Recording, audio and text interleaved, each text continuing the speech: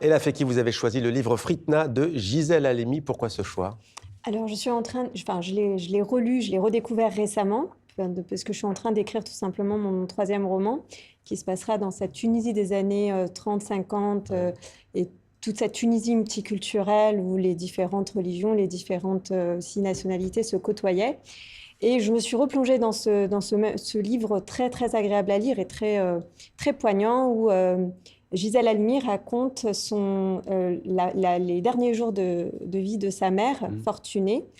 Et à travers ce roman, on replonge à la fois dans l'histoire de cette Tunisie, sa relation avec sa mère, mais aussi sa trajectoire personnelle. Ouais, plus personnel, plus Et intime. voilà, jusqu'à être avocate au barreau de Paris et militer pour le droit des femmes. Fritna de Gisèle Halimi. Samir Toumi, le producteur et compositeur Must Rousnam.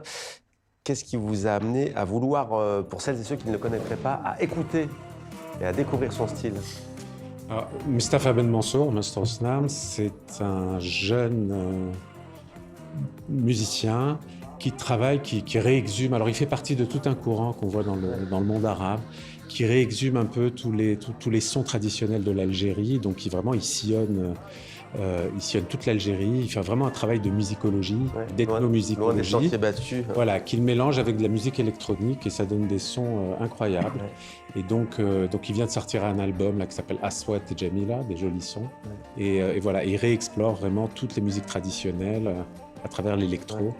Il y a du rêve, il y a du voyage aussi. Il y a du voyage, il y a surtout un gros travail de fond qu'il effectue là-dessus.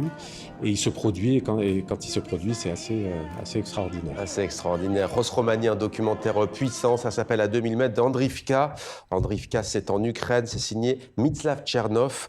Pourquoi est-ce qu'il faut voir, selon vous, ce documentaire si on veut mieux connaître et comprendre ce qui se passe sur la ligne de front?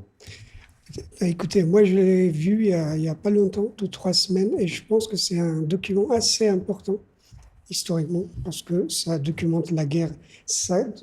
Le journaliste et le documentariste suit une opération spéciale. C'est un groupe de soldats et c'est la tentative de reprise d'une bourgade qui comptait 2000 habitants avant la guerre. Et là, c'est une ville détruite. Il n'y a personne qui vit là-bas.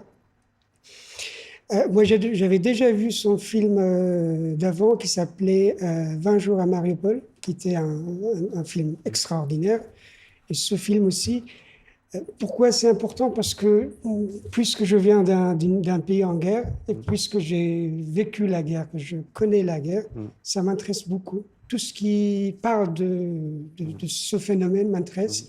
Et moi, je pense que ce film montre l'absurdité de la guerre et surtout de cette guerre qui fratricide entre Russes et Ukrainiens. Lionel Rabin, tiens, l'opéra Sinbad le marin, jusqu'au bout, récemment joué à Mascate, la capitale d'Oman. Pourquoi cet opéra vous a plu? Alors, parce que c'est le premier opéra dans la région du Golfe produit et performé, on va dire pour utiliser un anglicisme, par des danseurs, des chanteurs de la région et notamment omanais, puisqu'il y avait des musiciens de la ville de Sour et également une mise en scène qui a été faite par l'Opéra de Budapest. Et pourquoi? C'est parce qu'on pourra voir cet opéra en Europe, j'espère, dans les mois et peut-être dans les années à venir. Très bel opéra avec reconstitution d'un boutre de Sinbad le marin sur scène, avec une orchestration absolument incroyable. Ça doit être grandiose. Ce mariage avec la musique occidentale et la musique orientale.